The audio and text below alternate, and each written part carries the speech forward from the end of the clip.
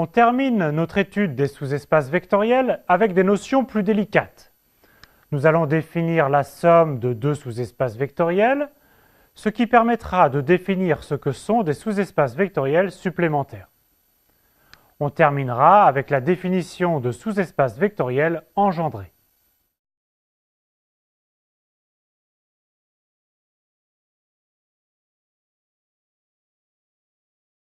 Comme la réunion de deux sous-espaces vectoriels f et g n'est pas en général un sous-espace vectoriel, il est utile de connaître les sous-espaces vectoriels qui contiennent à la fois les deux sous-espaces vectoriels f et g, et en particulier le plus petit d'entre eux. Soit donc f et g deux sous-espaces vectoriels d'un K-espace vectoriel E, l'ensemble de tous les éléments U plus V, où U est un élément de f et V un élément de G, est appelé la somme des sous-espaces vectoriels f et g. Cette somme est notée f plus g, et on a donc par définition f plus g, c'est l'ensemble des vecteurs U plus V, avec U parcourant f et V parcourant g. Voici un dessin avec f, g et la somme. Deux propriétés font tout l'intérêt de la somme.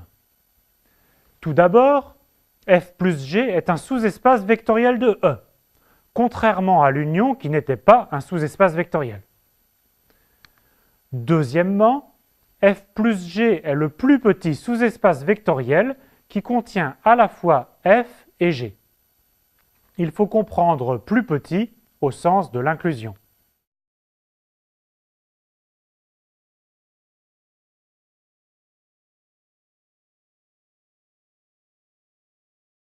Déterminons la somme f plus g dans le cas où f et g sont les sous-espaces vectoriels de R3 suivants. F, c'est l'ensemble des x, y, z tels que y est égal à 0 et z est égal à 0. Et g, c'est l'ensemble des x, y, z tels que x est égal à 0 et z est égal à 0. Voici une figure, ici f et ici g. Un élément W de la somme f plus g s'écrit donc W est égal à U plus V, où U appartient à f et V appartient à g. Comme U appartient à f, alors par définition de f, il existe un x réel tel que U est égal à x, 0, 0. Et comme V appartient à G, alors par définition de G, il existe un y réel tel que V est égal à 0, y, 0. Ce qui veut dire que W, qui est la somme U plus V, a pour coordonnées x, y, 0. Et réciproquement, un tel élément W de la forme x, y, 0 est la somme de x, 0 et de 0, y, 0.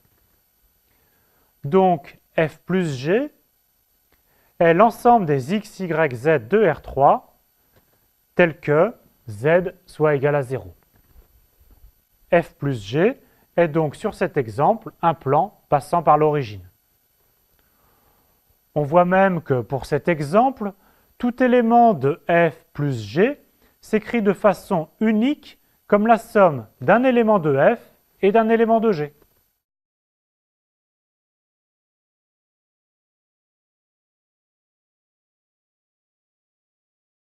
Soit f et g, les deux sous-espaces vectoriels de R3. F, c'est l'ensemble des x, y, z avec x est égal à 0, et g, c'est l'ensemble des x, y, z avec y est égal à 0. Voici f et voici g. Dans cet exemple, montrons que f plus g est égal à R3 tout entier. Par définition de f plus g, tout élément de f plus g est dans R3. Mais réciproquement, si W, qui est de coordonnées x, y, z, est un élément quelconque de R3, alors on écrit W, donc de coordonnées x, y, z, sous la forme 0YZ plus X, 0, 0. Avec 0YZ, un élément de F, et X, 0, 0, un élément de G. Donc, le vecteur W appartient bien à F plus G. Remarquons que dans cet exemple, un élément de R3 ne s'écrit pas forcément de façon unique, comme la somme d'un élément de F et d'un élément de G. Par exemple, le vecteur 1, 2, 3 s'écrit 0, 2, 3 plus 1, 0, un élément de F plus un élément de G, mais aussi sous la forme 0, 2, 0 plus 1, 0, 3, un élément de F plus un élément de G.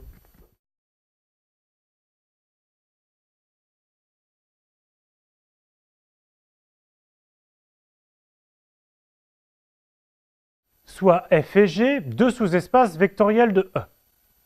On dit que F et G sont en somme directe dans E si les deux conditions suivantes sont vérifiées. 1.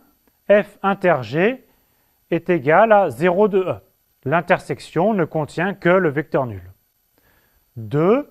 F plus G est égal à E. La somme vaut tout l'espace E.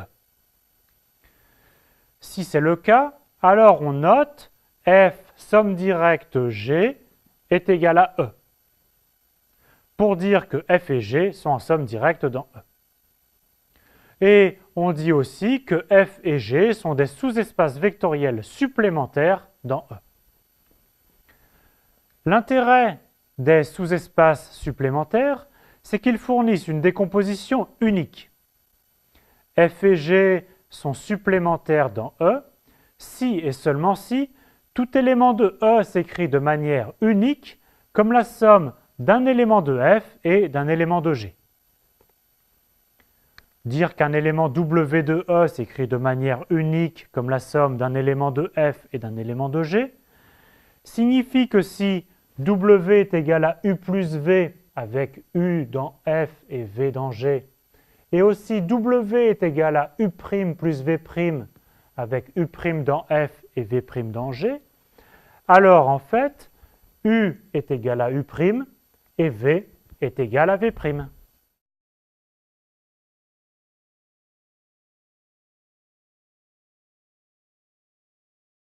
Soit F l'ensemble des x0 appartenant à R2 et G l'ensemble des 0y appartenant à R2. Est-ce que F et G sont en somme directe dans R2? La première façon de le voir est de vérifier les deux axiomes. 1. On a clairement que F inter G est réduite au vecteur nul 0, 0. Et 2. Comme xy est égal à x0 plus 0y, alors f plus g est égal à R2. Donc f et g sont supplémentaires dans R2. Une autre façon de le voir est d'utiliser la proposition précédente, car la décomposition xy est égale à x0 plus 0y, un élément de f plus un élément de g est unique. Gardons f et notons g', l'ensemble des xx de R2 où x parcourt R. Montrons que l'on a aussi que f et g' sont supplémentaires dans R2. Il n'est pas dur de voir que f inter g' est encore réduite au vecteur nul. Et pour montrer que la somme f plus g' est égale à R2 tout entier, il faut chercher un peu. Et on trouve que la décomposition un élément de f plus un élément de g' qui convient est xy est égal à x moins y0 plus yy. Conclusion, f et g' sont supplémentaires dans R2. En fait, de façon générale, deux droites distinctes du plan qui passent par l'origine sont des sous-espaces supplémentaires. Remarquons qu'il n'y a pas unicité du supplémentaire d'un sous-espace vectoriel donné. Pour notre sous-espace F, on lui a trouvé deux sous-espaces supplémentaires possibles, G ou G'.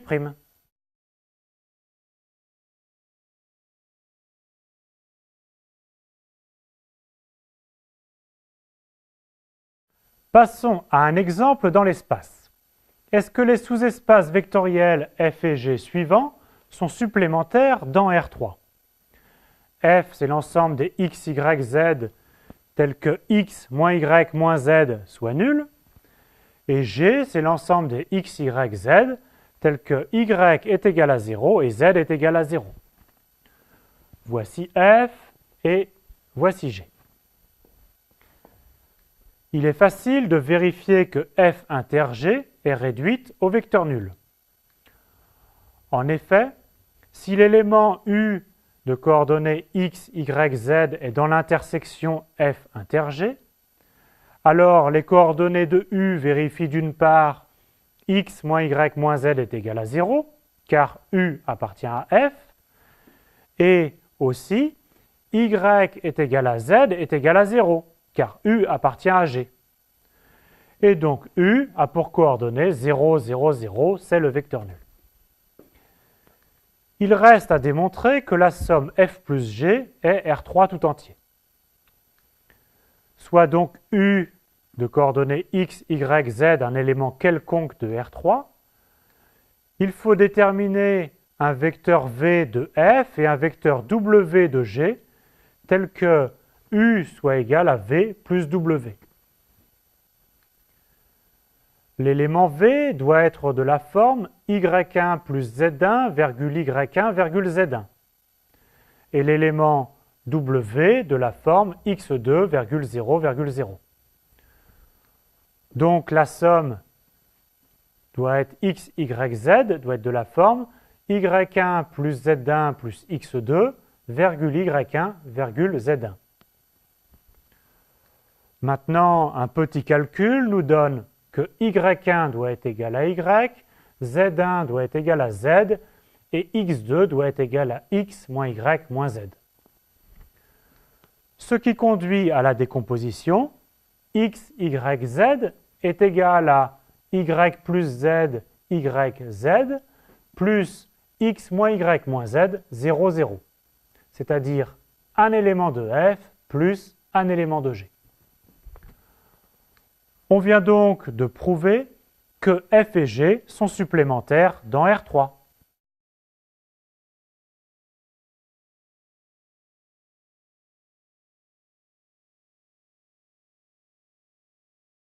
Dans le R espace vectoriel des fonctions de R dans R, on considère le sous-espace vectoriel grand P des fonctions paires et le sous-espace vectoriel grand I des fonctions impaires.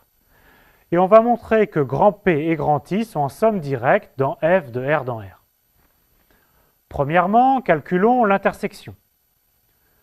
Soit f une fonction appartenant à P inter I, c'est-à-dire que f est à la fois une fonction paire et impaire.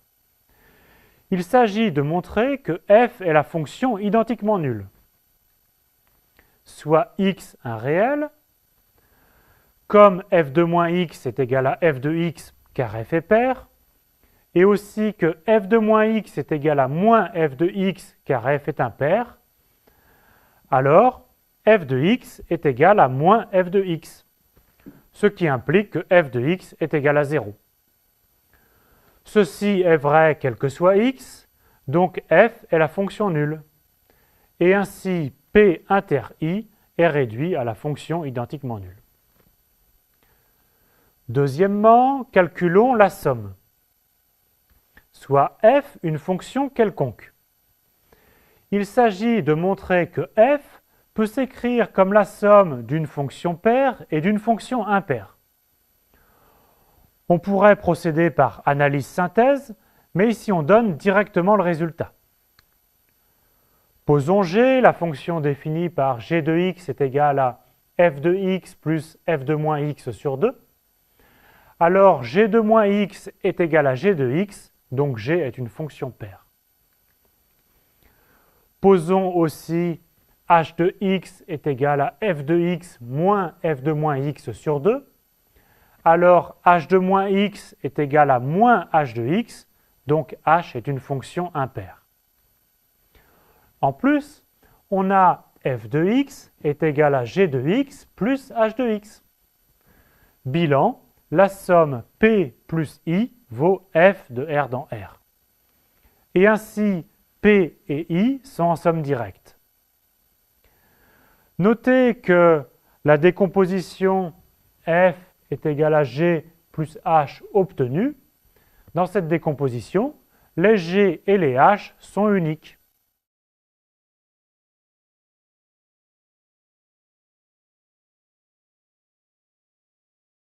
Soit V1, V2, Vn, un ensemble fini quelconque de vecteurs d'un K-espace vectoriel E. Alors, l'ensemble des combinaisons linéaires des vecteurs V1, V2, Vn est un sous-espace vectoriel de E. En plus, c'est le plus petit sous-espace vectoriel de E au sens de l'inclusion qui contient tous ces vecteurs. Ce sous-espace vectoriel est appelé le sous-espace engendré par les vecteurs V1, V2, Vn. Et il est noté vect de V1, V2, Vn. On a donc, par définition, que U appartient à vect de V1, V2, Vn, si et seulement si il existe des scalaires lambda 1, lambda 2, lambda n, tels que U soit égal à lambda 1 V1 plus lambda 2 V2 plus, etc., lambda n Vn. Une remarque, dire que vect de V1, V2, etc., Vn est le plus petit sous-espace vectoriel contenant les vecteurs V1 à Vn, signifie que si f est un autre sous-espace vectoriel contenant lui aussi ces vecteurs V1, V2 à Vn, alors vect de V1, V2, etc. Vn est inclus dans f.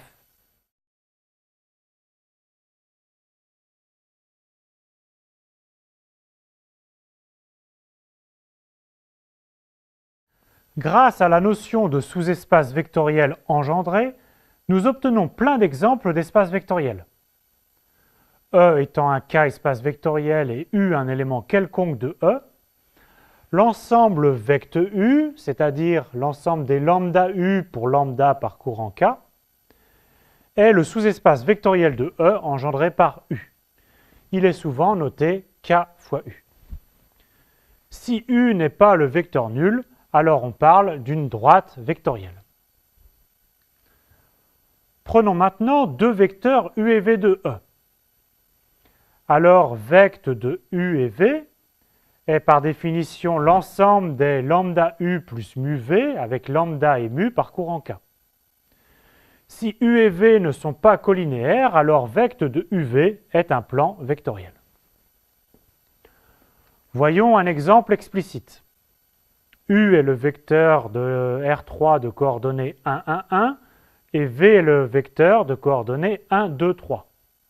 Ils ne sont clairement pas collinéaires. Nous allons déterminer le plan vectoriel P, qui est donc vect de UV.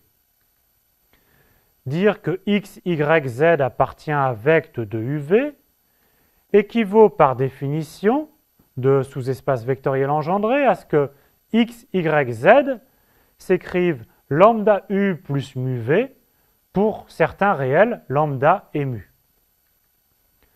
Cela s'écrit aussi x, y, z est égal à lambda fois 1, 1, 1 plus mu fois 1, 2, 3. Ce qui conduit au système x est égal à lambda plus mu, y est égal à lambda plus 2 mu et z est égal à lambda plus 3 mu. Nous obtenons bien une équation paramétrique d'un plan P passant par l'origine et contenant les vecteurs u et v. On saurait bien sûr en trouver une équation cartésienne. Ici, x moins 2y plus z est égal à 0. Terminons avec un espace de fonctions. Soit E l'espace vectoriel des fonctions de R dans R, et f0, f1, f2, les fonctions définies par f0 de x est égal à 1, f1 de x est égal à x, et f2 de x est égal à x au carré. Le sous-espace vectoriel engendré par f0, f1 et f2 est l'espace vectoriel des fonctions polynômes f de degré inférieur ou égal à 2, c'est-à-dire de la forme f de x est égal à ax carré plus bx plus c.